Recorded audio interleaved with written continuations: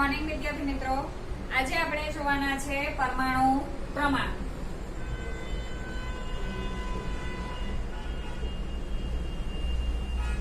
વિદ્યાર્થી મિત્રો, પરમાણ્વીય ક્રમાંક એટલે શું? તો વિદ્યાર્થી મિત્રો, કોને પરમાણ્વીય ક્રમાંક કહેવામાં આવે છે? તો વિદ્યાર્થી મિત્રો, આપણને ખબર છે કે ધારો કે આપણે આ શું લઈએ છે, પરમાણુ લઈએ છે। આ છે પરમાણુનું કેન્દ્ર ને આપણે આગળ શીખી ગયા તેમ પરમાણુના કેન્દ્રમાં શું રહેલા છે, તો પ્રોટોન અને બીજું શું રહેલું છે, ન્યુટ્રોન રહેલા છે, બરાબર। તો પરમાણુના કેન્દ્રમાં રહેલા પ્રોટોનની સંખ્યાને શેના તરીકે ઓળખવામાં આવે છે, તો પરમાણ્વીય ક્રમાંક તરીકે। તો પરમાણુના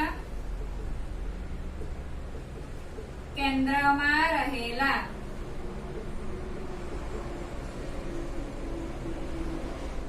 પ્રોટોનની સંખ્યાને પરમાણુ ક્રમાંક શું કહે છે, ઝેડ કહે છે। પરમાણુ ક્રમાંકની સંજ્ઞા શું છે, ઝેડ છે। હવે વિદ્યાર્થી મિત્રો, આપણે લઈએ કે હાઇડ્રોજનનો પરમાણુ ક્રમાંક યાદ રાખવાનું વિદ્યાર્થી મિત્રો, જ્યારે પણ આપણે ઝેડ લખીએ છીએ એનો મતલબ શું છે કે આપણે શું લખીએ છીએ, પરમાણુ ક્રમાંક। તો આપણે બધી જ જગ્યાએ પરમાણુ ક્રમાંક ન લખતા આપણે શું લખીએ છીએ, ઝેડ લખીએ છીએ, એનો મતલબ કે પરમાણુ ક્રમાંક। તો હાઇડ્રોજનનો પરમાણુ ક્રમાંક ઝેડ બરાબર કેટલો છે, 1।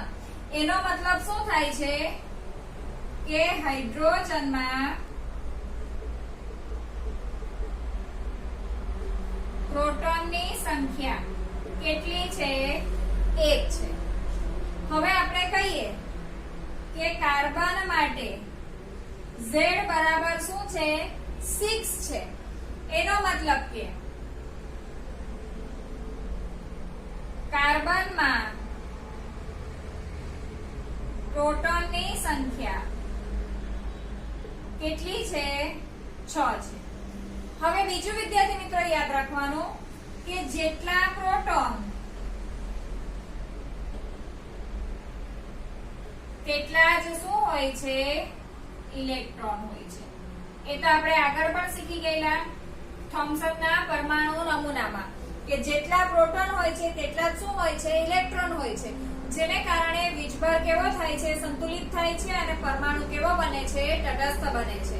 તો વિદ્યાર્થી મિત્રો, પરમાણ્વીય ક્રમાંક એટલે શું કહેવામાં આવે છે કે પરમાણુના કેન્દ્રમાં હાજર રહેલ પ્રોટોનની કુલ સંખ્યાને શેના તરીકે ઓળખવામાં આવે છે, તો પરમાણુ ક્રમાંક તરીકે ઓળખવામાં આવે છે।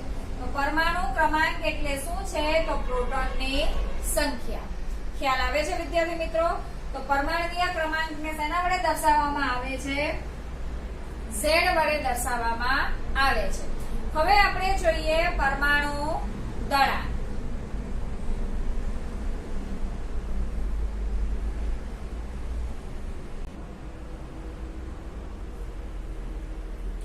હવે વિદ્યાર્થી મિત્રો, આપણે જોવાના છે પરમાણુ દળાંક।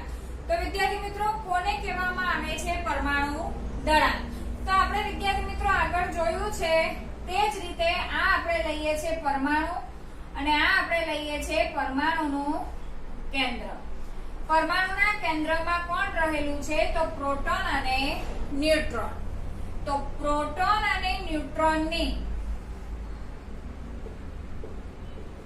કેન્દ્રમાં રહેલા પ્રોટોન અને ન્યુટ્રોનની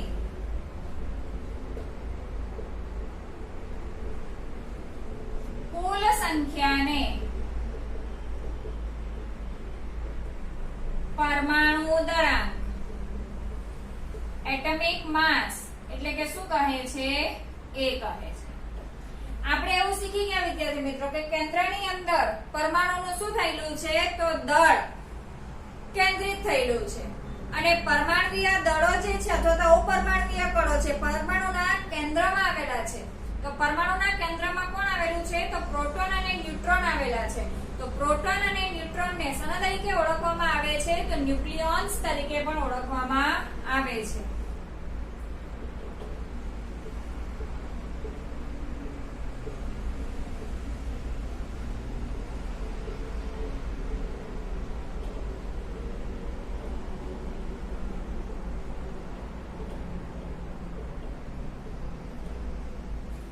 હવે આપણે વિદ્યાર્થી મિત્રો ધારો કે આપણે લઈએ છીએ કે કાર્બનનો પરમાણુ દળાંક શું છે? 12.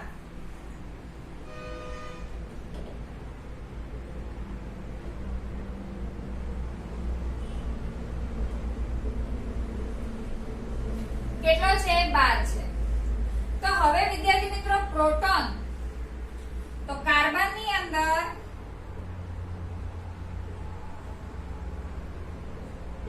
6 પ્રોટોન છે અને 6 પ્રોટોન છે.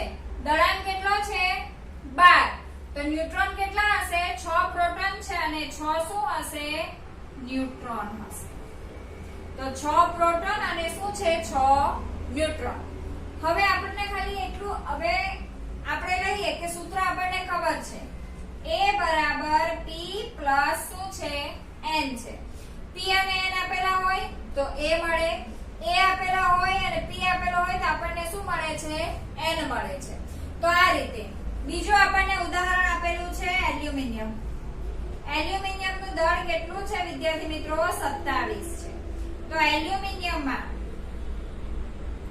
પ્રોટોન કેટલા છે? 13. કેવી રીતે ખબર પડે કે પ્રોટોન 13 છે? તો એલ્યુમિનિયમનો પરમાણુ ક્રમાંક કેટલો છે? Z બરાબર 13. હવે Z બરાબર 13 એટલે શું છે? પ્રોટોનની સંખ્યા છે. તો પ્રોટોન કેટલા છે? 13. હવે એલ્યુમિનિયમનું દળ કેટલું છે? 27. તો એલ્યુમિનિયમમાં ન્યુટ્રોન કેટલા થશે? 14 થશે. તો 13 પ્રોટોન છે અને 14 શું છે? ન્યુટ્રોન છે.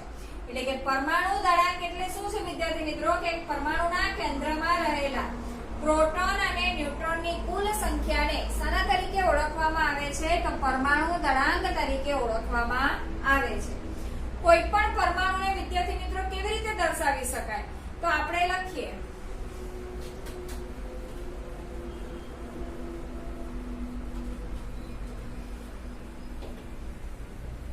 કોઈ પણ પરમાણુને આપણે કેવી રીતે દર્શાવી શકીએ? તો પરમાણુને દર્શાવવા માટે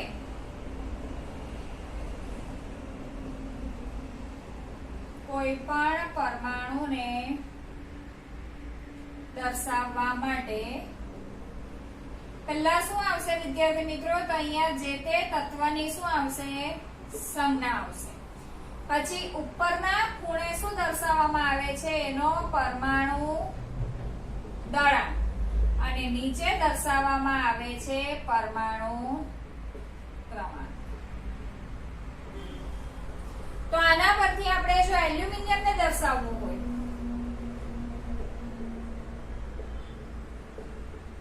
એલ્યુમિનિયમને દર્શાવવા માટે તો હું એને વિદ્યાર્થી મિત્રો કેવી રીતે સંજ્ઞામાં દર્શાવી શકું? તો અહીંયા છે તત્વની સંજ્ઞા. તત્વની સંજ્ઞા એલ્યુમિનિયમ. તત્વનો પરમાણુ ક્રમાંક કેટલો છે? 13. ને પરમાણુ દળાંક કેટલો છે? 27. તો 13 એલ્યુમિનિયમ 27. તો આ Z છે. Z બરાબર 13 ને અહીંયા A બરાબર 27. A બરાબર 27 એટલે કે P પ્લસ N ને અહીંયા ફક્ત શું આવશે? પ્રોટોનની સંખ્યા. તો આ છે વિદ્યાર્થી મિત્રો પરમાણુ દળાંક અને પરમાણુ ક્રમાંક. એને આધારે તમને નીચે કેટલાક પ્રશ્ન આપેલા છે તો એ પ્રશ્નની આપણે ચર્ચા કરી.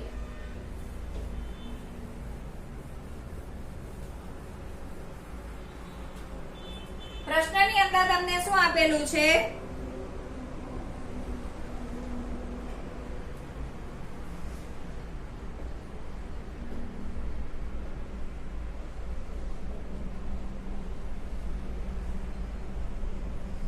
પ્રશ્નની અંદર આપેલું છે કે જો પરમાણુમાં રહેલા ઇલેક્ટ્રોનની સંખ્યા 8 અને પ્રોટોનની સંખ્યા પણ કેટલી હોય? 8. પ્રોટોનની સંખ્યા 8 સંખ્યા કેટલી? 8. બરાબર. તો પરમાણુનો પરમાણ્વીય ક્રમાંક કેટલો થાય? તો પરમાણ્વીય ક્રમાંક એટલે વિદ્યાર્થી મિત્રો શું થશે? પરમાણ્વીય ક્રમાંક એટલે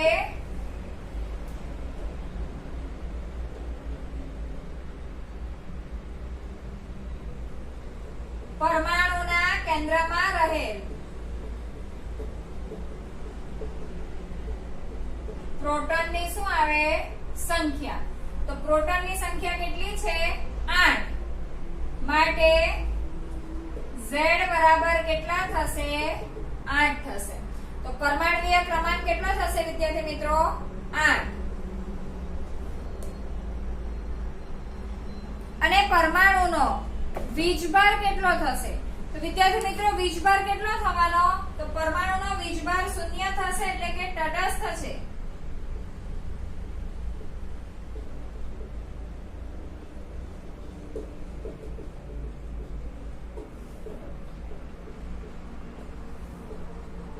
વીજભારની દ્રષ્ટિએ કેવો થશે? તટસ્થ થશે. કારણ કે વીજભાર કેવો થવાનો એનો? 0. કેમ? કારણ કે પ્રોટોન પણ 8 છે અને ઇલેક્ટ્રોન પણ 8 છે. ધન વીજભાર પણ 8 છે અને ઋણ વીજભાર પણ કેટલો છે? 8 છે. ખ્યાલ આવે છે વિદ્યાર્થી મિત્રો? તો આના પરથી આપણે શું નક્કી કરી શકીએ છીએ કે વીજભાર એનો કેટલો ગણાશે? 0 ગણાશે. 0 કેમ ગણાય? કારણ કે પ્રોટોન ધન વીજભાર પણ 8 છે અને ઋણ વીજભાર પર કેટલો છે? 8 છે. હવે આપણે જોઈએ તો ઓક્સિજન અને સલ્ફરના શું શોધવાના છે? દળાંક શોધવાના છે. તો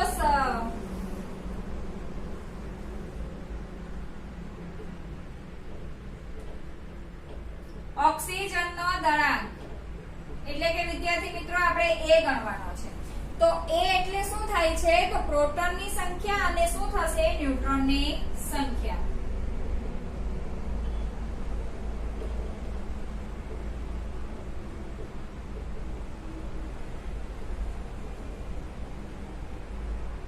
હવે તો આપણને કોષ્ટક 4.1 માં જોવા માટે કીધેલું છે. તો કોષ્ટક 4.1 ની અંદર આપણે જોઈએ વિદ્યાર્થી મિત્રો તો પ્રોટોનની સંખ્યા કેટલી છે? 8 છે. ન્યુટ્રોનની સંખ્યા પણ કેટલી છે? 8. એટલે કેટલું થશે? 16. ઓક્સિજનનો દળાંક. અને બીજું આપણને કોનું શોધવા માટે કીધેલું છે? તો સલ્ફરનો દળાંક. તો P + N. સલ્ફરની અંદર પ્રોટોનની સંખ્યા કેટલી છે? 16 છે વિદ્યાર્થી મિત્રો. અને ન્યુટ્રોનની સંખ્યા પણ 16 એટલે કે એનો પરમાણુ દળાંક કેટલો થશે? 32. તો ઓક્સિજનનો પરમાણુ દળાંક 16 થશે અને સલ્ફરનો પરમાણુ દળાંક કેટલો થશે? 32. તો આ છે વિદ્યાર્થી મિત્રો પ્રશ્ન છે પાના નંબર 52 પરના કે જે પરમાણ્વીય ક્રમાંક અને દળાંક આધારિત પ્રશ્ન છે જેની આપણે ચર્ચા કરી છે.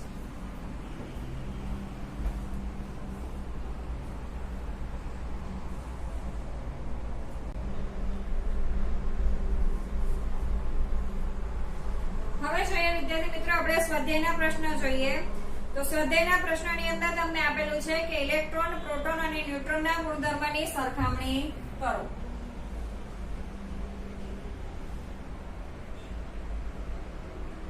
તો અહીંયા આપણે લઈએ છીએ ઇલેક્ટ્રોન, અહીંયા આપણે લઈએ છીએ પ્રોટોન અને અહીંયા આપણે લઈએ છીએ ન્યુટ્રોન.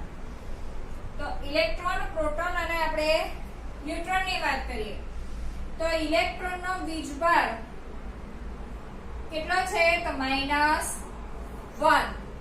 પ્રોટોનનો વીજભાર કેટલો છે? +1. અને ન્યુટ્રોન તો શું છે વિદ્યાર્થી મિત્રો? વીજભાર વિહીન. પછી આપણે વાત કરીએ સંજ્ઞાની વાત કરીએ તો ઇલેક્ટ્રોનની સંજ્ઞા E, પ્રોટોનની P અને ન્યુટ્રોનની N. પછી આપણે એના કક્ષાની વાત કરીએ કે એનું સ્થાન ક્યાં છે. તો ઇલેક્ટ્રોન વિદ્યાર્થી મિત્રો ક્યાં પરિભ્રમણ કરે છે? તો ઇલેક્ટ્રોન કક્ષામાં શું કરે છે? પરિભ્રમણ કરે છે. પ્રોટોનનું સ્થાન ક્યાં છે? તો પરમાણુના કેન્દ્રમાં છે.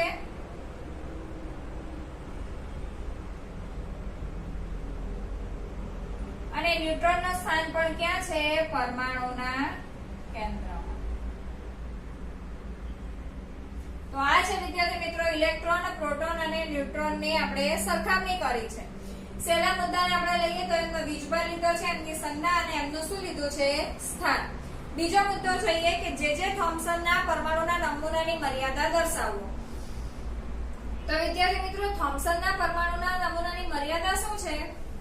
તો એને એવું તો કીધું છે કે ઇલેક્ટ્રોન પરમાણુ ધન વીજભાર ગોળાની અંદર શું થયેલા છે? જડિત થયેલા છે.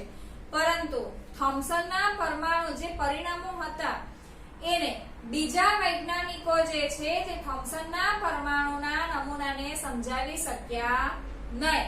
એટલે કે બીજા વૈજ્ઞાનિકોએ જે પરિણામો મેળવેલા હતા એ પરિણામોને આધારે થોમ્સનના પરમાણુના નમૂનાને સમજાવી શક્યા નહીં. એ થોમ્સનના પરમાણુ નમૂનાની શું હતી? મર્યાદા હતી. ત્યાર પછી આપણે જોઈએ કે રુથરફોર્ડના પરમાણુના નમૂનાની મર્યાદા વર્ણવો. રુથરફોર્ડના પરમાણુ નમૂનાની મર્યાદા શું હતી વિદ્યાર્થી મિત્રો? રુથરફોર્ડે એટલું તો ચોક્કસ કીધું કે ઇલેક્ટ્રોન શું કરે છે? તો કક્ષાઓમાં શું કરે છે? પરિભ્રમણ કરે છે. પરંતુ જ્યારે કોઈ પણ કણ વર્તુળાકાર માર્ગમાં પરિભ્રમણ કરે છે ત્યારે તે વિકિરણ સ્વરૂપે ઉર્જા શું કરે છે? ઉત્સર્જિત કરે છે. હવે ઇલેક્ટ્રોન એ વર્તુળાકાર કક્ષામાં પરિભ્રમણ કરે છે તો ઇલેક્ટ્રોન પણ વિકિરણ સ્વરૂપે ઉર્જા ઉત્સર્જિત કરે, અને જો ઇલેક્ટ્રોન વિકિરણ સ્વરૂપે ઉર્જા ઉત્સર્જિત કરે તો એ પરમાણુના કેન્દ્ર સાથે શું થઈ જાય છે? અથડાય છે. ને જો આવું થાય તો પરમાણુ કેવો બને છે વિદ્યાર્થી મિત્રો? અસ્થાયી બને છે. અને અસ્થાયી જો પરમાણુ હોય તો દ્રવ્યનું અસ્તિત્વ હોય નહીં, કારણ કે ખરેખર પરમાણુ કેવો છે? સ્થાયી છે.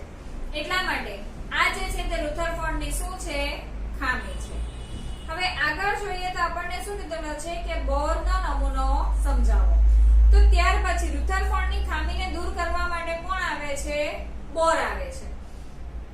બોર શું કહે છે કે ઇલેક્ટ્રોન જે છે તેની સ્વતંત્ર કક્ષાઓ તરીકે ઓળખાતી અમુક જ કક્ષાઓમાં ઇલેક્ટ્રોન શું કરે છે? પરિભ્રમણ કરે છે.